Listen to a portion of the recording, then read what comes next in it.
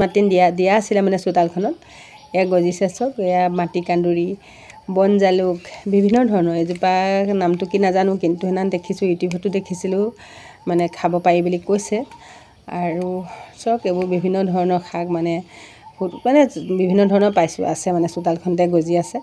এজোপা ধৰক দোলবন, তেনেকৈ আৰু চব। এজোপা টেঙেচি দেখিছে কিমান ধুনীয়া ধুনীয়াকৈ গোটেইবোৰ মিক্স কৰি বুটলিছোঁ, চব মানে একেটাকে লোৱা নাই আৰু চব গজি আছে। ভাবিছোঁ মিক্স কৰি বুটলি বনাওঁচোন আজি। এয়া চব মাটি কান্দুৰি কিমান ধুনীয়াকৈ গজি আছে দেখিছে, কিমান ধুনীয়া হৈ আছে চব, একদম মানে ধুনীয়া হৈছে, কোমল কোমল হৈ আছে, ছিঙিবলৈ বহুত ভাল হৈছে মানে চব।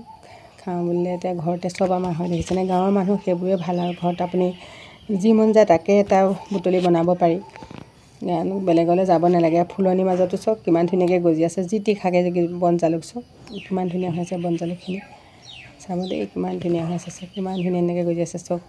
এক মুঠি বুটলিব পৰা যায়, কিন্তু চব মিক্স কৰি বুটলিছোঁ বাৰু। সৰহকৈ চবৰে দুডাল, চাৰিডাল, পাঁচডাল এনেকৈ লৈছোঁ আৰু মিলাই লৈছোঁ। গোটেইখিনি চব একেসোপাকৈ লৈ থকা নাই আৰু একেখিনিকে, সেইকাৰণে চব লৈ আছোঁ। আপোনালোকে বাৰু ভাল পায়নে বন শাক খাই?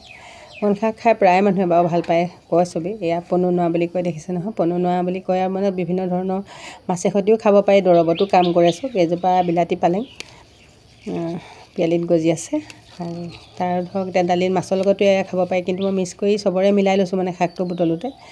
এজোপা হাতী ভেকুৰী বুলি কয়, ডাঙৰ, খাবলৈ ভাল বাৰু, লগা নাই। এয়া কণ জলকীয়া চব আমাৰ গাঁৱত এইবোৰে ভাল আৰু। জলকীয়াটো বিচাৰি দোকান যাব নালাগে, বাৰীলৈ আহিলেই হ'ল আৰু। দেখিছে কিমান ধুনীয়া হৈ আছে চব। চব বস্তু বাৰীতে পাই যায়, প্ৰায় বস্তু আছে আমাৰ বাৰীত।